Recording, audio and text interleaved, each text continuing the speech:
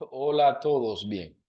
Ok, hoy yo logro terminar con ustedes este componente de neuroeducación. Obviamente ustedes van a continuar con el componente de salud mental en el aula, así que vengo con muchas expectativas de lo que pueda pasar el día de hoy. Así que los saludo de manera cordial, ¿sí? De una manera muy atenta, les saludo y pues bien.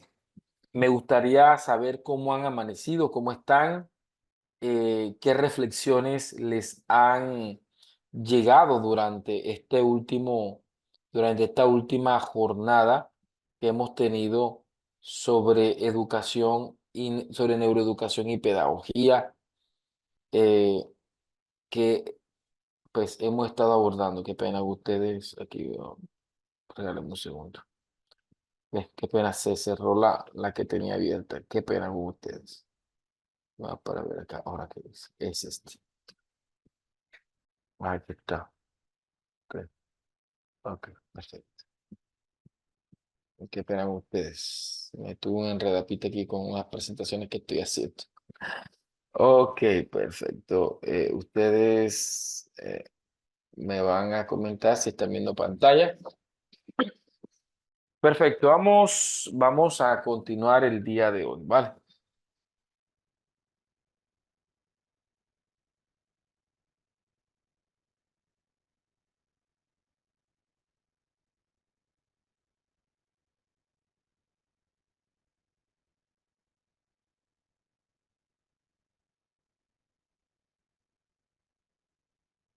Vale, perfecto. Bien, vamos a continuar hoy. Quiero leerlos, que no me abre acá el link en mi celular.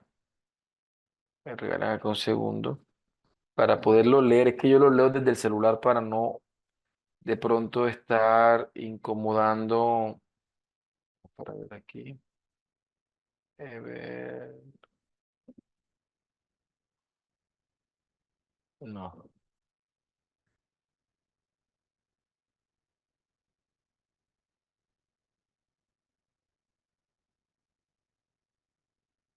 qué pena.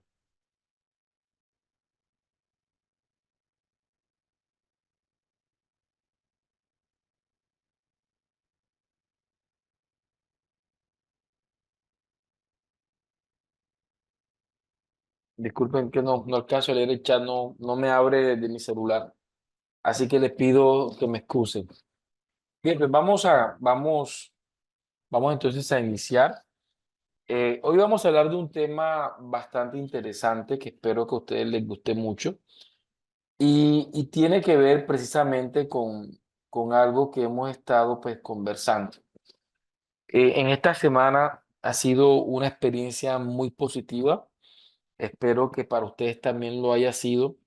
Hoy llegamos al final del módulo de neuroeducación y hemos estado pues casi con el tiempo bastante estricto, abarcando de manera amplia cada uno de los cerebros.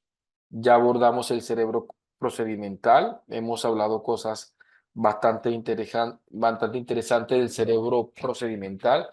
También estuvimos conversando sobre aspectos del cerebro cognitivo. Hemos dado herramientas, tips, ejemplos de cómo opera el cerebro.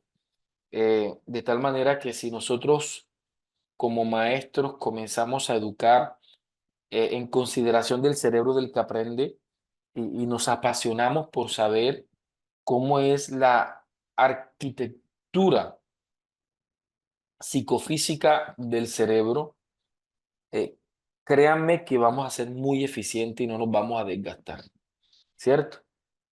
Si yo logro entender cómo funciona el sistema nervioso, créanme que vamos a lograr ser eficientes, tanto en el aula como en la crianza, como en el coaching para los que son coaching, como en los procesos psicoterapéuticos, como para la persona que dijo que era ministro, como tanto en la iglesia, en las intervenciones. Reconocer el cerebro del que aprende nos da pues unos recursos importantes que podrían materializarse en nuestra práctica educativa como un agente diferenciador frente a otras personas que quizás ignoran esto. Hemos visto que estos tres cerebros operan de manera independiente con unas características completamente particulares, así que tengo que saber hacia qué cerebro estoy trabajando y cómo trabajar. Ya hemos visto que el cerebro procedimental se fortalece de la repetición porque obviamente lo que hace es ejercitar movimientos. Sin embargo, también hemos considerado y hemos visto cómo la corteza cognitiva, la corteza parietal, también representa la corteza parietal, la corteza frontal del cerebro y el hipocampo, que es el cerebro cognitivo, también constituye como una especie de cerebro que actúa de manera independiente en términos de su memoria. Y hoy vamos a ver otro que es la corteza prefrontal del cerebro y la amígdala, que sería el cerebro emocional. Hoy vamos a llegar acá para poder resolver este tipo de preguntas. Voy a quitar esto para que no me esté esa alarma molestando un poquito. Bien, entonces vamos a iniciar. Ya hemos visto estos tres cerebros. Vamos ahora a entrar en el último, que es el cerebro emocional. Entonces entremos al campo de las emociones, ¿ok? Entonces vamos a partir de esta premisa, ¿ok? Cuando hablamos de las emociones, estamos hablando de la manera en cómo el sistema nervioso reacciona hacia estímulos del ambiente y que constituyen una predisposición psicofísica del cuerpo. Dicho de otra manera, las emociones es la manera como nuestro cerebro actúa, reacciona, se mueve. De hecho, la palabra emoción viene de una raíz etimológica que es motion, que es moverse, es decir, mover, mover. Entonces, cuando nosotros hablamos de la emoción, estamos hablando de cómo se mueve o cómo reacciona el cuerpo desde una perspectiva psicofísica frente a los estímulos que pueda estar reaccionando en el ambiente. De esta manera que si alguien en este momento de pronto llega, me insulta o me ofende, eso va a generar en mí una reacción, de pronto una respuesta de rabia, de pronto una respuesta de enojo, de pronto, o si de pronto sus palabras más que enojarme me hieren, puede generar tristeza, decepción, frustración, y eso me va a movilizar, no solamente a cómo yo siento y a cómo yo reacciono desde la perspectiva psicológica, sino cómo yo actúo. Así que las emociones terminan de alguna forma influyendo en cómo nosotros actuamos, en cómo actuamos nosotros. Así que esto va a ser como de lo que vamos a estar conversando hoy. Yo les recomendaba un libro que era Pedagogía Emocional de Chabot y Chabot, y en ese libro, Pedagogía Emocional, estos autores, ¿sí? Estos autores plantean cuatro competencias emocionales, ¿cierto? Plantean cuatro competencias emocionales. Y podríamos decir que las dos primeras competencias emocionales que establecen los autores apuntan a temas intraemocionales, ¿cierto? O intrapersonales.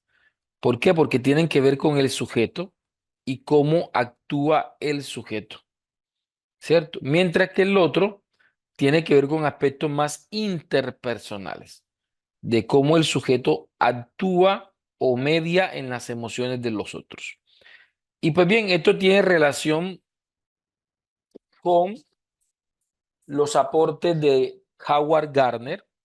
Cuando Howard Gardner, mis estimados, Howard Gardner fue un autor que habló sobre las inteligencias múltiples. Howard Gardner habló sobre las inteligencias múltiples. Él consideraba como premisa que los seres humanos, ¿cierto? Tenemos diferentes tipos de inteligencia. Así que tanto para Howard Gardner como para Daniel Goleman, la inteligencia no solamente era la capacidad de las personas en poder responder a preguntas o en poder resolver exámenes como tradicionalmente se veía. Para Howard Gardner y Daniel Goleman, la inteligencia está directamente relacionada a la capacidad que tiene el ser humano de resolver problemas. Si el ser humano resuelve el problema, entonces solo entonces podremos decir que es inteligente. Y desde esta perspectiva, no podemos considerar de que todos tengan el mismo tipo de inteligencia. Lo asume Howard Gardner, ¿cierto? De hecho, se le atribuye, porque la verdad es que no puedo decirle con certeza si él lo dijo o no lo dijo, pero se le atribuye a Albert Einstein una frase muy célebre y se dice que Albert Einstein dijo que si yo tomo a un pez y lo juzgo, lo evalúo por su capacidad de trepar un árbol, lo más probable es que ese pez dure toda su vida pensando que es un fracasado. Muchas veces nos sucede esto como papás, muchas veces nos sucede esto como, como maestros. Y es que queremos que todos respondan de la misma manera y actúen de la misma manera.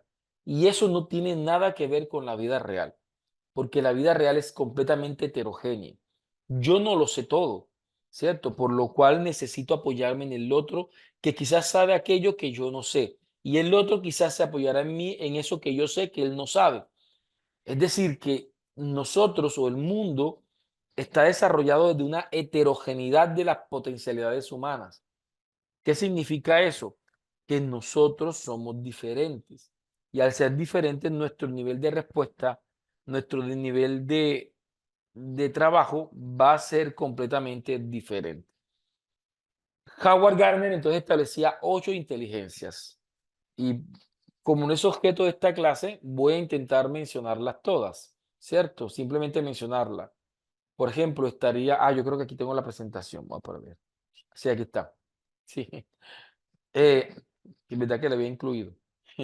Howard Gardner habló de la inteligencia musical, espacial, naturalista, interpersonal, intrapersonal, lingüística, matemática, kinestésica, asumiendo que habían diferentes esferas o dimensiones en el que el cerebro o la persona podría adaptarse en términos de inteligencias preferentes o dominantes frente a las otras. Ahora, y lo enseño en el diplomado de docencia universitaria. Estas inteligencias no son monodeterministas. ¿Cómo así monodeterministas? Que no puedo decir que es que yo soy musical y por eso no entiendo nada de matemáticas. Yo no tengo inteligencia matemática, así que yo solamente sé música. Eso tampoco funciona así. Porque estas inteligencias no son monodeterministas. De que una persona diga, yo solamente soy naturalista, yo solamente soy lingüista, yo no soy matemático. No. Por el contrario, lo que Gardner decía era que todos contamos con todas las inteligencias. Es decir, que yo cuento con las 8 inteligencias. Sin embargo, hay un par de inteligencias que en mi vida van a sobresalir más que otras. Pero, por ejemplo, eh, digamos lo que a mí se me dificulta simplificar una función trigonométrica o simplificar una función del álgebra booleana. Se me dificulta, me lo explican y, mejor dicho, no es fácil comprender para mí ese nivel de matemática.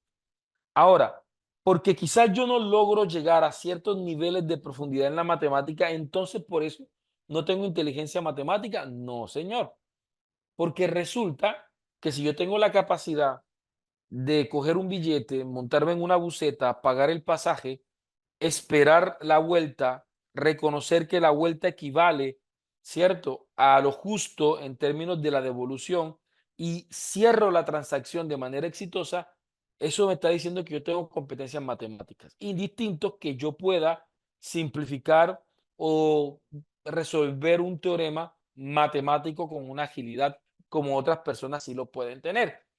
Entonces, no es un tema de que yo no puedo o yo no tengo ese tipo de inteligencia, no. Todos tenemos diferentes, todos tenemos todas las inteligencias, pero habrán unas que otras que predominarán más que otras. Entonces, tenemos la inteligencia musical, que es la capacidad de resolver problemas en el ámbito musical, lo cual requiere las habilidades de la corteza parietal para tocar e interpretar instrumentos musicales, como para poder cantar, leer y escribir canciones, ¿cierto? O músicas. Eso sería una competencia musical. Yo no soy un cantante profesional, de hecho, no me considero para nada cantante, de hecho, canto feísimo, pero canto. ¿Cierto? Aunque se escuche mal, pero canto. Quiere decir que de alguna manera, si yo logro aprenderme un ritmo, ¿cierto? Y al menos puedo ir cojeando con la canción si la voy escuchando y la voy tarateando, pero logro identificar la música, logro identificar el ritmo. Y si yo logro de pronto cantarlas en instrumento y alguien de alguna manera da con la canción, ya sea por la letra o por el ritmo, estoy denotando una inteligencia musical muy pequeña, pero la estoy denotando. Entonces, no puedo negarme a que yo no tengo cierto tipo de inteligencia. Recordemos el principio de la plasticidad cerebral, ¿cierto? Y es de que el cerebro se va a terminar adaptando, el cerebro se va a terminar adaptando a cualquier tipo de escenario desafiante al que se les ponga. Va a buscar reestructurarse. Por eso me gusta un término que Yokoi acuñó en una de sus conferencias. Kenji Yokoi es un conferencista, un orador colombo-japonés bastante conocido en el ámbito nacional. Y él un día en una conferencia dijo, tarde o temprano, la disciplina vence a la inteligencia. Porque si soy disciplinado en algo, pues obviamente mi cerebro va a desarrollar la plasticidad suficiente y por ende podrá lograr llegar a cierto tipo de inteligencia. Hay personas que son bastante inteligentes, tienen talento, potencialidades, pero al no tener disciplina, ese talento se desborda y no se aprovecha como debería aprovecharse. Entonces, porque no quiero como profundizar mucho en la inteligencia múltiple, está la inteligencia espacial, que es la capacidad que el ser humano tiene de ver el mundo en tres dimensiones, alto, ancho, profundidad, ¿cierto? En ese mundo de 3D, X, Y, Z. Así que un taxista obviamente tiene que tener inteligencia artificial, porque entonces no logrará resolver problemas como ubicar una dirección en un barrio, en una ciudad, ¿cierto? Y aún para utilizar el GPS necesita tener unas competencias espaciales. Un jugador de ajedrez, un jugador de fútbol, necesita inteligencia espacial. Cuando vemos que estos jugadores patean la pelota sin ni siquiera levantar la mirada y ponen el balón como si lo hubieran puesto con la mano en un punto determinado, es porque tienen la capacidad de desarrollar una vista periférica y tener una comprensión del campo en cuatro dimensiones, ¿cierto? En tres dimensiones. Y eso reconstituye un tipo de inteligencia espacial. La inteligencia naturalista que se encarga de lograr resolver problemas en el ámbito de los sistemas naturales. Entonces, una persona, un biólogo, un químico, un microbiólogo, pues la medicina misma también entra como competencia naturalista. Todo lo que tenga que ver con el cuerpo físico, con los ecosistemas naturales, todo lo que tenga que ver con la naturaleza entra en este tipo de competencias. Son personas que se apasionan, que tienen vocación y que tienen altas capacidades para moverse en ese campo de estudio. Finalmente no, tenemos la inteligencia interpersonal, que es la capacidad que tiene la persona de lograr resolver problemas con los demás. Es decir, cómo yo logro mediar en conflicto, cómo yo logro resolver conflictos con los demás. Siguiente, una inteligencia intrapersonal. Esta inteligencia intrapersonal nos posibilita y nos permite ya tener un conocimiento de nosotros mismos, un conocimiento, un autoconocimiento. Así que un escritor, un poeta, pues obviamente se mueve en el ámbito de las inteligencias intrapersonales, ¿verdad? Un líder tiene que ser inteligente interpersonal e intrapersonal. La inteligencia lingüística que tiene que ver con la capacidad de resolver problemas en una segunda lengua o en el campo de los idiomas. Que se me sea difícil aprender inglés no significa que yo no tenga inteligencia lingüística. Si no tuviese inteligencia lingüística, ni siquiera hubiese podido haber aprendido español. Así que hablar de que hay una incapacidad en términos de inteligencia, estaríamos hablando más bien de una discapacidad si existe de pronto una patología neurológica. La única manera que yo pueda decir, hombre, definitivamente tengo un problema en esto y es que tenga una patología neurológica que de pronto me impida desarrollar una de las inteligencias. Las matemáticas ya las comprendemos, que es la capacidad de resolver problemas en el mundo simbólico de las cantidades, de los números y de las cuantificaciones. Y la inteligencia kinestésica que tiene que ver con el dominio del propio cuerpo, ¿cierto? Un jugador de fútbol, una bailarina, una persona que tiene la capacidad de dominar su cuerpo de una manera tal que puede hacer cosas que otras personas no pueden hacer con su cuerpo. Entonces, estas son las 8 inteligencias de Howard Gardner. Sin embargo, Daniel Goleman más adelante acuña una siguiente inteligencia que fue la que denominó como inteligencia emocional, ¿vale? Perdone que vaya como rápido, pero como lo de inteligencia emocional lo estoy mencionando como contexto, no hace parte del tema, tenía que evacuarlo rápido, ¿vale? Dígame si hasta el momento se entendió, porfa, o yo me hice entender más bien.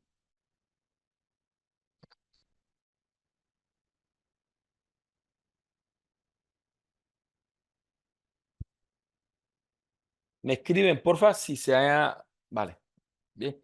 Entonces, las inteligencias múltiples no son monodeterministas. Profe, ¿hay una persona que puede tener muchas inteligencias? Pues claro, hay gente muy talentosa y que para mí se aproxima a lo que podrían ser genios, porque definitivamente dominan muchas de sus inteligencias. ¿Ya? Ok, perfecto. Yo voy a hacer una pequeña salvedad del día de hoy, ¿ok? ¿Sí? Eh, Les pido excusas si voy a estar de pronto haciendo pequeñas interrupciones, porque, de hecho, literalmente hoy no me he sentido del todo bien físicamente, así que me toca estar haciendo como ciertas pautas y tomé un medicamento que también influye. Entonces, les pido que me excusen si de pronto hago pausas o apago la cámara de vez en cuando para que de pronto me excusen de antemano, ¿ok? Oh, y gracias, Rebeca, muy amable. Gracias, sí, Alexandra.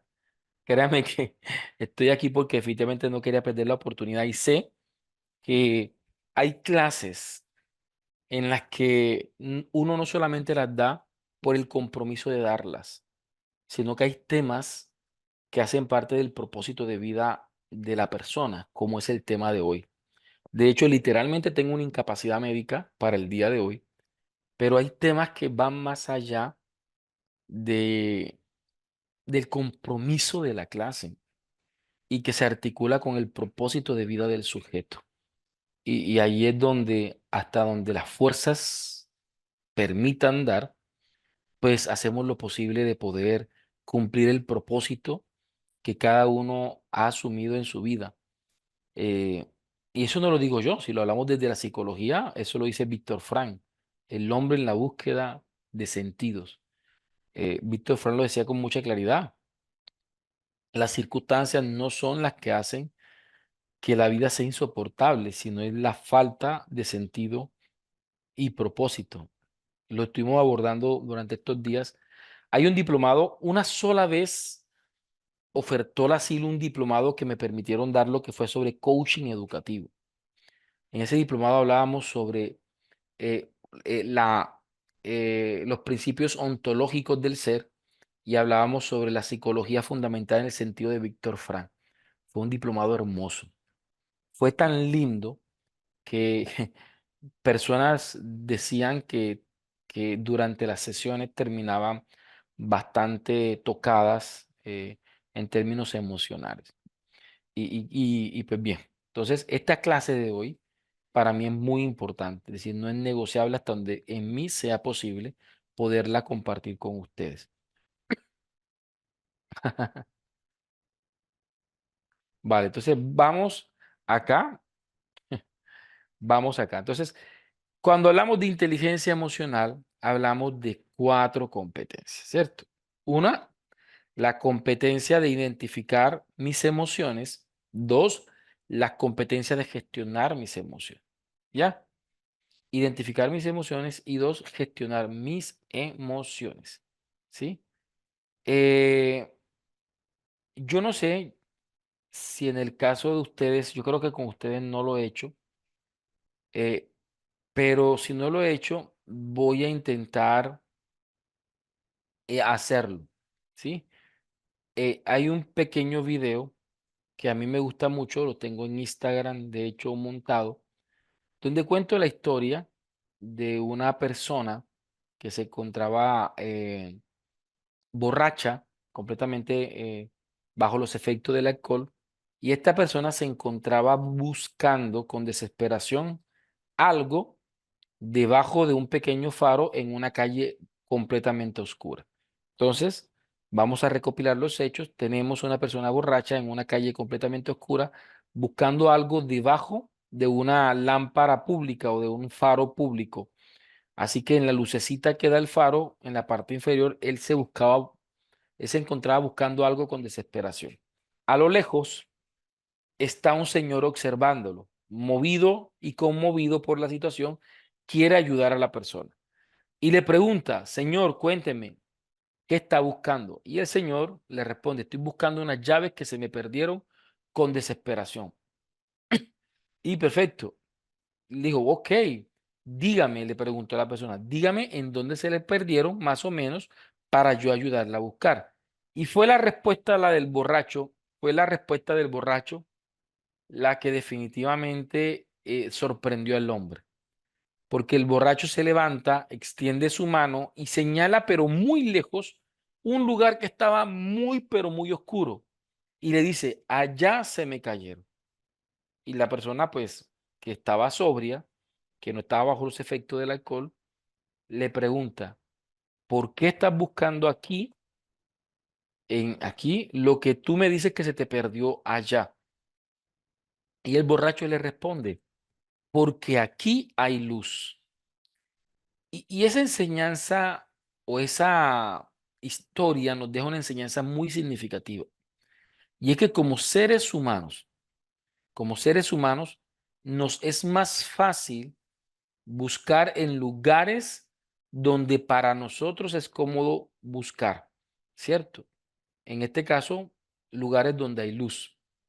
Pero no nos gusta meternos en esos lugares donde lastimosamente hay tinieblas, pero que donde es en realidad donde hemos perdido las cosas que hoy sentimos que nos hacen falta.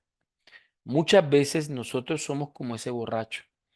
Hemos perdido algo durante el camino, pero queremos ir a un lugar donde aparentemente hay una lucecita, ¿cierto? Y comenzamos a buscar ahí, aunque sabemos que allí no se nos perdió, sino que se nos perdieron en lugares donde hay oscuridad y donde no es cómodo buscar.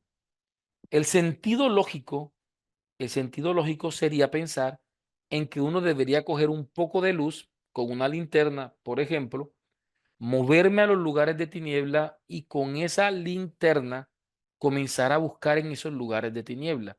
Pero hay que buscar en los lugares de tiniebla. En una clase del diplomado, un estudiante me decía, un participante me decía, profe, ¿cómo hago, cómo hago para que mis estudiantes dejen la apatía a mis clases? Voy a volver a repetir la pregunta que me hace esta persona. Me dice, profe, ¿cómo hago para que mis estudiantes dejen la apatía a mi clase? Entonces yo le decía a la persona, tienes que cambiar la pregunta, porque jamás vas a lograr eso que tú estás diciendo. Ay, profe, pero entonces, ¿qué hacemos en este diplomado? Escúchate, vuelve y repite la pregunta. Y la persona decía, profesor, ¿cómo hago para que mis estudiantes eh, dejen la apatía a mi clase? Y este es el gran problema que tenemos muchos maestros, muchos coaching, muchos psicólogos, muchos padres, muchos esposos. ¿Por qué? Porque siempre la culpa es del otro, siempre la culpa es de la vaca, siempre, o sea, los lugares donde es cómodo buscar es en el otro, ¿cierto? Eh, Nos gusta ver la paja que hay en el ojo del otro ¿cierto? Aunque sabemos que cargamos con una gran viga pesada en el nuestro. Entonces nosotros lastimosamente no logramos comprender el por qué no logramos superar situaciones en nuestra vida. Y una de las razones puede ser es que estamos buscando en los lugares donde para nosotros es cómodo buscar. ¿Y cuáles son los lugares en los que para nosotros son cómodos buscar en el otro? Para mí es mucho más fácil echarle la culpa a mi esposa cuando algo sale mal, porque es mejor echarle la culpa a ella que yo asumir una responsabilidad. Es más fácil echarle la culpa a los estudiantes que yo asumir la responsabilidad. Es más fácil, de alguna manera, decir que el niño es imperativo para no decir que yo no tengo la capacidad institucional ni las capacidades pedagógicas y didácticas para tratar a ese niño. Es más cómodo, es mucho más cómodo echarle la culpa al gobierno, ¿cierto? Que intentar repensar una reestructuración en mi propia vida que me permita salir a flote frente a cualquier tipo de crisis que se pueda presentar en el país y en el mundo entero.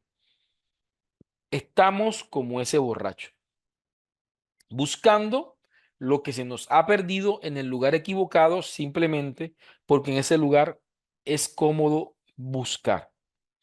Y yo le decía a esta persona que me preguntaba, profe, entonces, ¿cómo se pregunta? Y le dice, analicemos un poco tu pregunta. Tú has dicho, cómo hago para que mis estudiantes dejen la apatía hacia mi clase? Así que ya estás asumiendo que el problema son ellos. Ellos son los apáticos. Y ese es el problema que todos hemos tenido en algún momento de nuestra vida. Y es que nuestra principal estrategia es cambiar al otro, pero sin moverme yo. Quiero cambiarle al otro sin trabajar en mí. Y eso no funciona así. ¿Por qué no funciona así? Porque yo no puedo cambiar a nadie. Yo no puedo cambiar a nadie. Yo a la única persona que puedo transformar es a mí mismo. ¿Por qué? Porque tengo de alguna manera la capacidad de tomar las decisiones, ¿cierto? Que desde mi albedrío yo puedo tomar. Así que yo decía, cambia tu pregunta. Y en vez de preguntar, ¿cómo hago para que mis estudiantes dejen la apatía conmigo? Pregúntate, ¿cómo hago? ¿Cómo hago para que cómo hago para que yo tenga más empatía con mis estudiantes? Porque la respuesta es diferente. Y aquí experimentamos lo que conocemos como el efecto Pigmalión. Y el efecto Pigmalión es un efecto que a mí me gusta mucho, porque yo tengo que entender que yo no puedo cambiar a nadie. Lo único que puedo hacer es cambiar la manera como veo a las personas, cómo siento con respecto a las personas. ¿Cierto? Yo, la única persona a la que puedo transformar es a mí mismo. Entonces, ¿qué puedo hacer yo? ¿Qué voy a hacer yo? Entonces yo le decía a él, primero, cambia la manera como los ves a ellos. Entonces los estás viendo como chicos apáticos, ya comienza a verlos de una manera diferente. Cambia la manera como los estás viendo. Les estás viendo como los culpables de que lo que haces en el aula no funcione. Cierto, es que los estudiantes son muy flojos. Cambia la manera como los ves, porque entre más tú los veas como personas perezosas, como personas incompetentes, lo que vas a hacer desde la perspectiva de la programación neurolingüística es creerte cada vez más esa realidad y esa realidad que da por hecho te va a inmovilizar y va a impedir desarrollar actividades pedagógicas que logren trabajar sobre ese cerebro que muy bien puede cambiar. Pero ¿cómo hago que cambie el cerebro? La única manera que puedo hacer para que un cerebro cambie, yo cambiando. Porque si yo cambio, cambio el ambiente que está por fuera y desde esa manera comienzo a cambiar al que está al frente. Por ejemplo, si yo cambio la manera, si cambio la manera como los veo a ellos, lo más probable es que cambie las acciones que yo hago con ellos. Es decir, si yo los veo de una manera diferente, lo más probable es que yo comience a conectarme con ellos. Ellos no se van a conectar conmigo, pero yo sí me voy a conectar con ellos. Y al yo conectarme con ellos, de alguna manera voy a cambiar la manera como yo estoy actuando con ellos, ¿cierto? Cómo yo estoy actuando con ellos. Tercero, si yo cambio la manera como los veo a ellos y al cambiar la manera como los veo, logro cambiar la manera como actúo con ellos, eso va a hacer que ellos cambien la manera de cómo me ven a mí. Cuando ellos cambien la manera de cómo me ven a mí, entonces, solo entonces, van a cambiar la manera como actúan conmigo. ¿Y qué sucede cuando cambien la manera como actúan conmigo?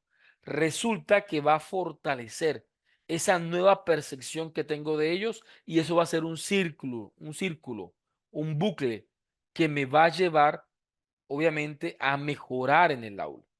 Ahora, el efecto Pigmalión es tan positivo como negativo.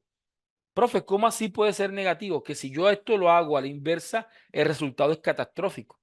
Por ejemplo, si yo sigo perpetuando una visión negativa que tengo hacia ellos, eso va a seguir generando en mí unas acciones negativas con ellos.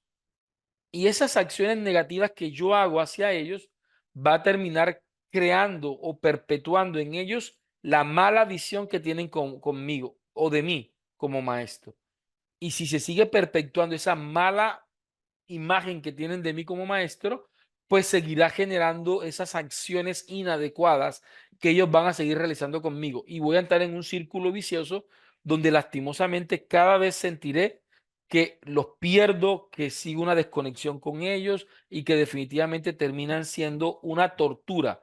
No solamente para ellos que aprenden el aprendizaje, sino que también es una tortura para mí que enseño la enseñanza.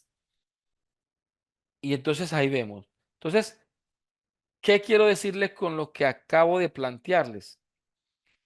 Y es que nosotros tenemos que primero trabajar sobre las dos competencias emocionales que son las competencias intrapersonales. Lo primero que tengo que hacer yo es buscar en los lugares de tiniebla, darle luz a mis lugares de tiniebla.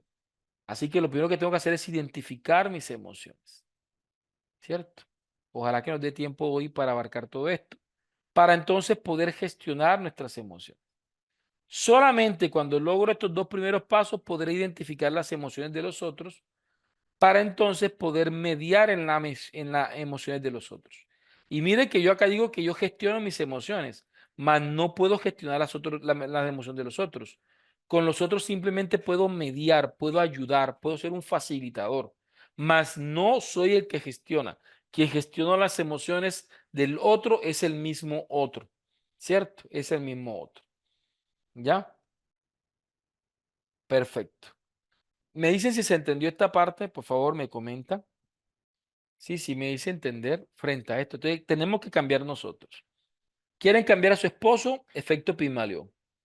Dejen de verlo como la persona desordenada, vaga, indiferente. Comience a cambiar usted. Comiencen a cambiar usted. Hay un libro muy bonito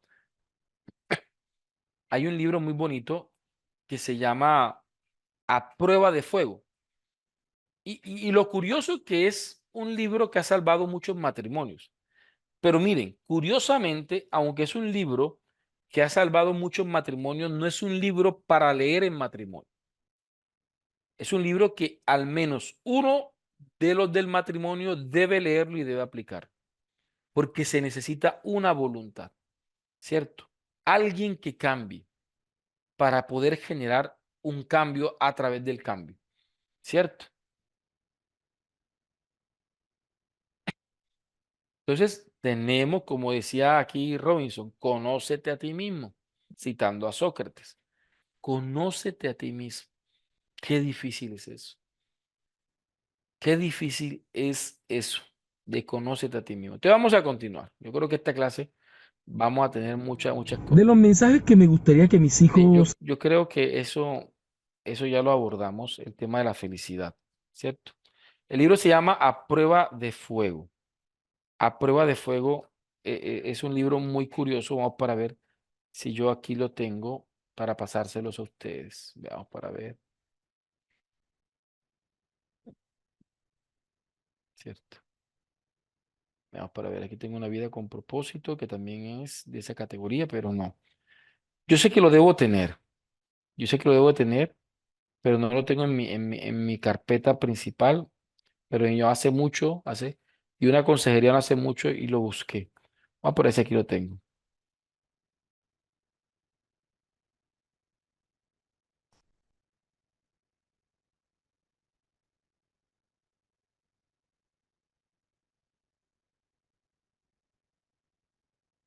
Mm, mm. No, tendría que buscarlo, pero yo lo encontré y Howard Gardner estructura la mente de la inteligencia. Voy a facilitarles este libro se los voy a facilitar. Porfa, lo voy a compartir en el chat, ten pendientes para que lo puedan coger, ¿oyeron? Este es de la inteligencia múltiple de Gardner, ¿oyeron? Aquí se los voy a compartir. ¿Ya? Ahí se lo acabo de compartir para que por favor lo tengan. ¿Cierto? Aquí hay libros que también son muy interesantes, como este también es súper importante. Por favor, guárdenlo. Les van a ser muy útil. ¿Ya? Y pues bien, agradezco mucho a las personas que me han escrito para poder acceder a mi recurso personal, ¿cierto? Que, que de hecho hoy acabo de montar una cantidad de información de preescolar porque precisamente la gente me escribe, profe, entonces necesitamos tal cosa y lo que hago es actualizar constantemente el material con el equipo mío de trabajo. Entonces estamos automáticamente, por ejemplo, hoy montamos un paquete que nos pidieron de preescolar y obviamente toda la gente que ya tiene acceso va a tener acceso a todo el tema para trabajar preescritura desde niños de 2 años, 3 años, 4 años, ¿cierto? Y actividades de todas las características. Así que esto es muy interesante. Pero veamos para ver, yo aquí tengo libros por área de conocimiento, tengo teología y fe. No, este no, no, no lo tengo que buscarlo. Ojalá, pero aquí yo creo que no compartí, voy para ver, hacia ahí está Garner, pero el otro del modo ser inauténtico no lo compartí a todos. Así que lo voy a compartir nuevamente, descarga, ¿cierto? Y vamos a ver modo de ser inauténtico.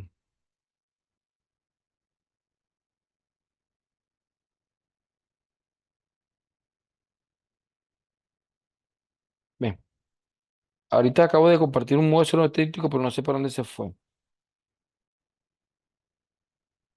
No, ve, ya después se los ubico con más calma, ¿vale? Perfecto, perfecto. Vamos para ver si aquí, no, vamos para ver si aquí lo reenvío nuevamente.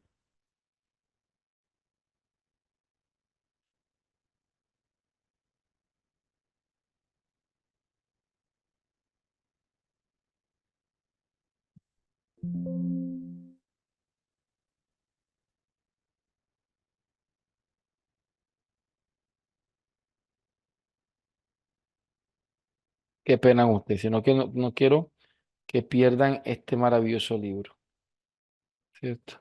Ok, y aquí está. Ahora sí se lo acabo de compartir a usted. Ahora sí lo van a poder ver, ¿cierto? Ya, ahí se los doy. Ok, bien, vamos a continuar. Entonces, ¿qué es la inteligencia emocional, mis estimados?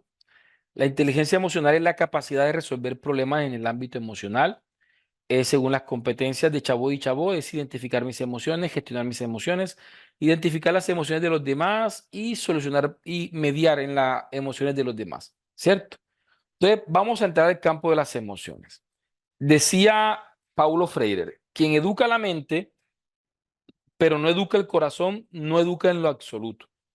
Así que nosotros, y se los decía yo el primer día, si no generamos estimulación emocional o conexión emocional, lastimosamente no podemos avanzar.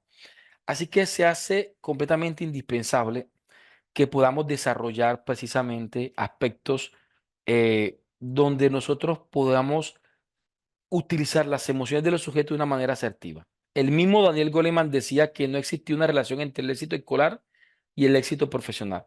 Así que es muy común ver estudiantes que quizás académicamente son muy buenos, pero a la hora de salir a la vida no necesariamente comparten el mismo éxito que tuvieron en la escuela. Y muchas veces es porque lastimosamente no desarrollan el tema de las emociones. Vamos a ver aquí un pequeño fragmento de esta película que yo se las mostraba en estos días, pero vamos a ver una segunda parte, ¿ok? No sé si alcanzaron a ver bien, voy aquí a activar el chat y ustedes me dicen si alcanzaron se alcanzó a escuchar bien, me comentan, ¿vale? ¿Cierto? Vale, yo creo que la escena es muy clara, ¿no? ¿O no? ¿Cierto? En esa escena que acabamos de ver, ustedes pueden darse cuenta que Lucy, que había tenido un trauma en la corteza frontal del cerebro y que había afectado su memoria declarativa y su incapacidad de recordar cosas, informaciones episódicas y semánticas a corto plazo, pues bien, después de haber intentado experimentar una relación afectiva con Henry, quien la enamoraba todos los días después del accidente, ahora se encuentra después de una separación, donde ellos deciden separarse.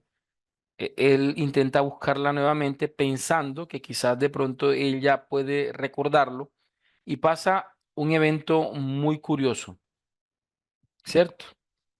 Sí, pasa un evento muy curioso y es que él llega y le pregunta, ¿sabes quién soy? Y pues lastimosamente por su trauma dice, no, no sé quién eres.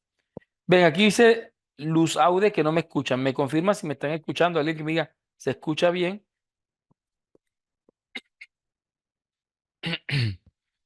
Profe, se escucha bien. Ok, vale. Entonces, en ese aprendizaje, o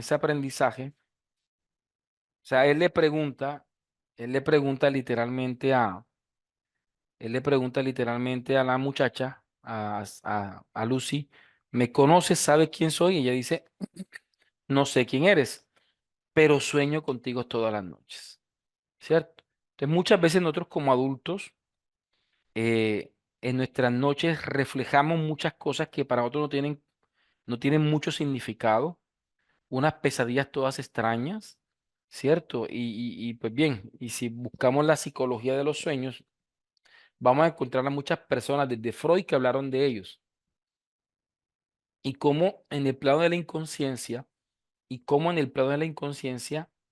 en los sueños algunas veces surgen ciertos temas pendientes, ciertos aspectos que están inconclusos desde la perspectiva emocional. Por ejemplo, como soñar con una expareja de uno, por ejemplo, y quizás uno pueda decir hoy, pero yo no siento nada por ella, no pienso nada por ello, pero quizás existan, pero quizás exista cierto asunto y cierto tema que está por resolver en nuestra memoria emocional. Entonces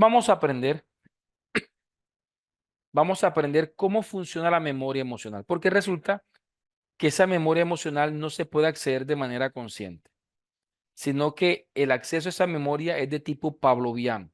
Es decir, las emociones son asociativas y responden a los principios conductivistas de Pavlov. Entonces vamos a intentar hacer un chequeo sobre cómo funcionan las emociones desde la perspectiva de Pavlov. ¿Ok? Entonces veremos. Cuando Pavlov como conductista, y pues bien, como de pronto no hacen parte del diplomado de docencia, donde se explica esto con más fondo, hablamos del conductivismo. Y el conductivismo se centra en un tema de estímulo y respuesta. De allí a que los profesores que de pronto utilizaban o utilizan la nota o el castigo o la recompensa como método para generar una respuesta, pues estarían de alguna manera por su praxis suscritos al conductivismo. Ah, pero es que yo soy constructivista, pero si usted, su único recurso que tiene para la modificación de la conducta o para la respuesta del estudiante es el castigo, o que pierde la nota, o que va a sacar un 1, o en su defecto la recompensa, que va a ser promovido, que va a ser el 5, pues obviamente estaremos entrando en un plano del conductivismo. Y aquí pasa algo muy curioso. Cuando estábamos pequeños, ustedes me dirán cuántos de ustedes pasaron por lo mismo que les voy a contar yo. Pero cuando uno estaba pequeño, había un dicho muy común en nuestros padres y en algunos docentes, y era que la letra con sangre entra, ¿cierto? Así que siempre, usualmente, cuando eh, recuerdo que papá nos ponía a estudiar matemáticas, pues al lado del cuaderno estaba una chancleta, así que si uno se equivocaba, chancleta.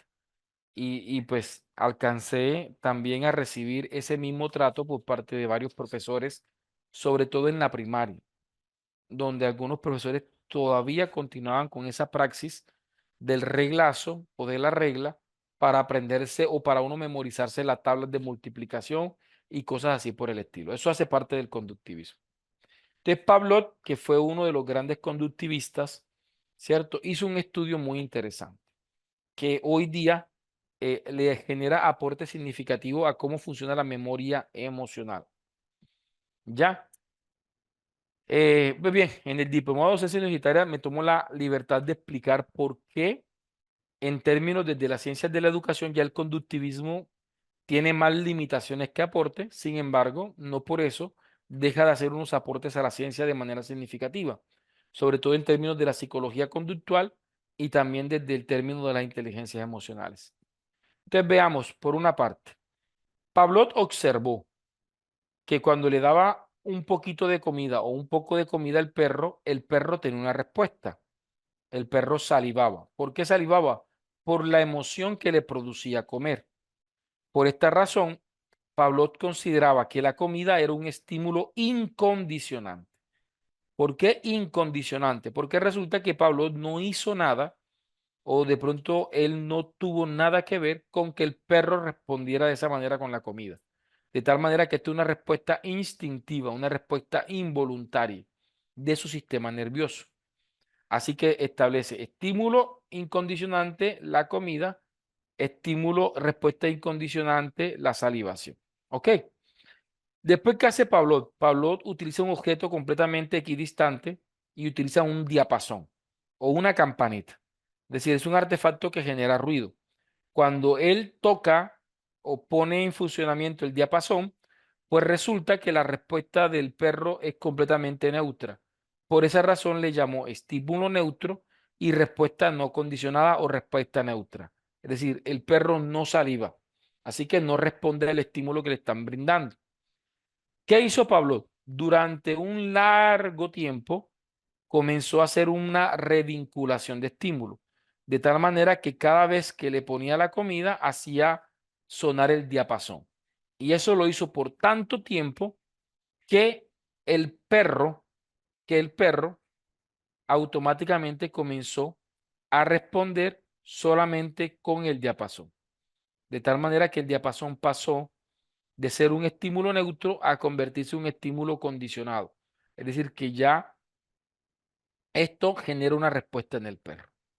Bien, Daniel Goleman entonces asume en sus teorías que la inteligencia emocional, más bien que la memoria emocional, funciona del tipo pavloviano. Entonces, ¿cómo funciona? Voy a saltarme este video por temas de tiempo. Entonces, ¿cómo funciona? ¿Cómo funciona la memoria emocional para Pavlov?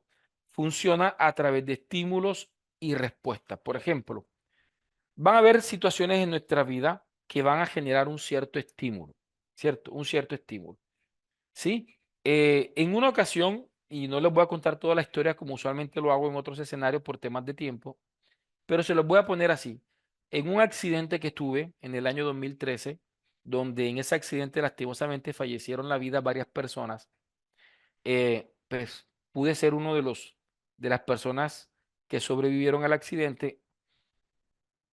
eh, Pareciera de que yo hubiese superado el accidente sin ningún tipo de inconveniente. Sin embargo, meses después del accidente, comencé a experimentar ataques de pánico meses después, sobre todo cuando iba a hacer algunas actividades. Por ejemplo, cuando iba a volar, cuando de pronto me tocaba hacer un viaje, tenía que ir a Bogotá, a Neiva, a Bucaramanga en ese momento.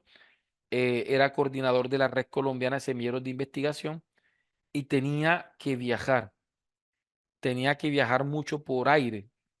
Entonces, comencé a experimentar ataques de pánico en la altura.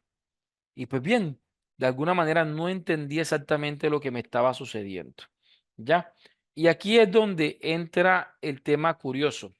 Y voy a hacer un alto en el caso que estoy contando mío para explicar un principio de Watson, que fue otro conductista, que le suma o le contribuye a la visión que tenía Pablo.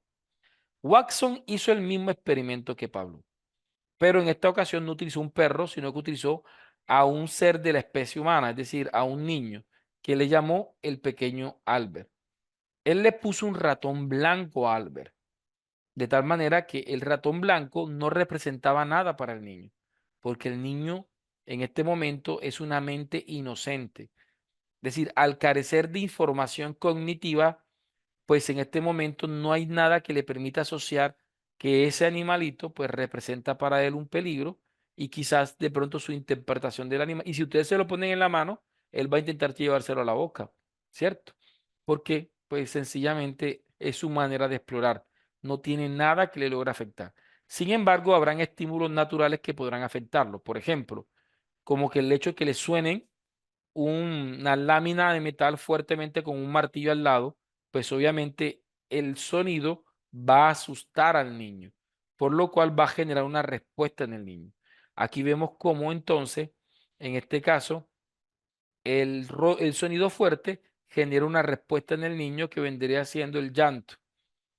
Y Watson hizo lo mismo que hizo Pablo. Durante un determinado tiempo, cada vez que salía el ratón, sonaba el estruendoso sonido, por lo cual el niño terminaba llorando asustado por el sonido, no por el ratón. Pero fue cuestión de tiempo para que tarde o temprano Albert llorara con el ratón, ¿cierto? Haciendo una revinculación de estímulos. Ahora, profe, pero es lo mismo, llego a la misma conclusión. ¿Cuál es la diferencia de Watson? Que Watson logró algo que Pablo no logró, y es que pudo observar que Albert no solamente le cogió miedo a Ratón Blanco, sino que Albert llegó a llorar con el conejo blanco, con el oso blanco y hasta con la barba blanca de Papá Noel. Y a esto Watson le llamó el fenómeno de la generalización. El fenómeno de la generalización. Me regalan un segundo.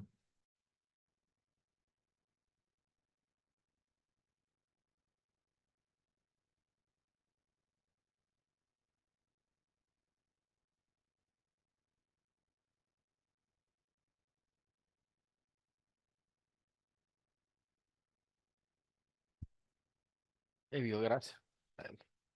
Vale, ya te lo devuelvo. Qué pena con ustedes, disculpe. Regálenme aquí un segundito. Perfecto, vale. ¿Me confirma que me están escuchando, porfa? Para continuar. Me toca hacer una pausa aquí ahora. Perfecto. Ok, bien. Les decía, mis estimados, les decía, Watson encontró algo que Pablo no hizo. Fue que demostró y analizó cómo Albert lloraba no solo por el ratón blanco, sino que también lloraba por el conejo blanco, por el oso blanco y hasta por la barba blanca de Papá Noel. A esto él le llamó el fenómeno de la generalización. Explicándole lo de Watson, puedo volver a la historia que le estaba contando de manera rápida. Y era que entonces yo, que comencé a experimentar ataques de pánico, eh, que en ese momento de manera cognitiva no hacía ningún tipo de relación entre el accidente y estos nuevos ataques de pánico que estaba recibiendo, eh, comencé a decirme a mí mismo, a buscar una justificación de lo que yo estaba viviendo y me volqué al significado, al fenómeno de la generalización. Entonces yo dije, definitivamente le tengo miedo a volar. Y eso comenzó a incidir en mí tanto de que llegó un momento en que prefería echarme 12 o 14 horas por tierra para no tener que montarme en un avión. y terminé rechazando varias ofertas y varias conferencias a nivel nacional y hasta internacional por el tema de no volar por aire. ¿Esto qué hizo? Que comenzó a deteriorarme desde el punto de vista laboral y también, pues obviamente, desde mi propia percepción del tema. Comencé a evitar por completo montarme en un avión. Asumí esto como un pánico. Pero resulta que un día iba en el carro y venía hacia la ciudad de Montería y cogí un altibajo en la carretera. Cuando cogí el altibajo en la carretera, nuevamente me dio el ataque de pánico. Me tocó frenar el carro, bajarme del carro y pues intentar desarrollar todas las técnicas para lograr superar el ataque de pánico en ese momento, la técnica de respiración, de calma, de liberar espacio, de respirar y lograr calmarme para poder eh, reequilibrarme. A los 10 minutos, pues 15 minutos logré seguir con mi camino. Y entonces ya me di cuenta que no era solamente el avión, también estaba presente en la carretera física. Y un día montándome en un ascensor de un edificio viejo de la ciudad de Montería, también me da el ataque de pánico. Así que ya definitivamente no era el avión. Entonces ya me di cuenta que necesitaba buscar una verdadera razón. Y pues bien, busqué ayuda profesional, estuve asistiendo a terapia, estuve haciendo un conjunto de cosas, pero como muchas personas me han platicado en este camino de la psicoterapia, pues, de los procesos psicoterapéuticos, definitivamente el psicólogo siempre va a estar limitado porque gran parte del proceso depende del estudiante, del sujeto. Yo creo que así como el maestro brinda un 30%, el psicólogo también eh, influye un 30%, pero el 70% del camino tiene que caminarlo es el sujeto. Tiene que caminarlo es el sujeto. Entonces me comprometí con ese tema y comencé a buscar y a reflexionar mucho sobre lo que me había pasado. Un día en la madrugada, mientras hacía un devocional, me llegó, dame un segundo aquí, yo quito las notificaciones de Teams que me tiene, por ahí, ok. Les decía que un día en un devocional, reflexionando, eh, recreé en mi cabeza el accidente y recordé que yo en ese accidente venía dormido, ¿cierto? Y como venía dormido, lo único que recuerdo, lo único que recuerdo del accidente es la sensación de vacío que produce venir en una buseta dormido, ¿cierto? Y que que la buseta se volque en la carretera, que dé vuelta en la carretera, que se voltee. Pues toda la gente salió volando al interior de la buseta. Entonces, lo único que quizás de pronto logro recordar del accidente es esa sensación de vacío, de salir volando.